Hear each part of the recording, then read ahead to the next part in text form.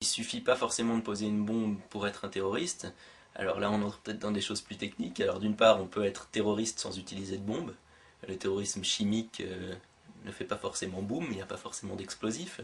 Euh, et puis il y a d'autres aspects, effectivement. Enfin, le terme terroriste, en fait, est effectivement problématique parce que il induit d'une certaine manière un jugement.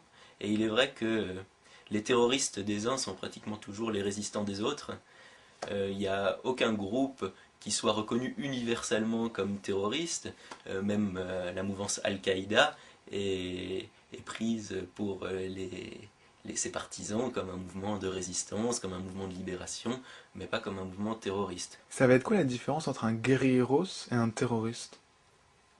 Alors, du point de vue de la tactique, je dirais, il y a, et de la stratégie, il n'y aura pas forcément de grande différence. C'est-à-dire que le point commun entre les deux, c'est qu'ils vont se rendre compte que face à une armée classique, très puissante, comme c'est le cas par exemple de l'armée américaine aujourd'hui, ou bon, des autres armées occidentales, entre guillemets, l'affrontement militaire classique est vain.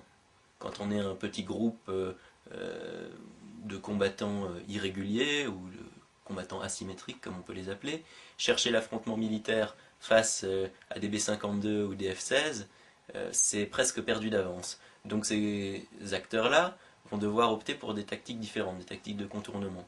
En fait, ils vont essentiellement se baser sur leur proximité avec la population pour se fondre parmi elles, pour se retirer quand l'adversaire attaque et pour attaquer quand l'adversaire se retire. Et ça, c'est pas nouveau parce que c'est Mao qui déjà dans les années 30 avait défini cela. Ce qui fait la différence, c'est la perception en fait. Guerriero a une connotation bien plus positive que terroriste et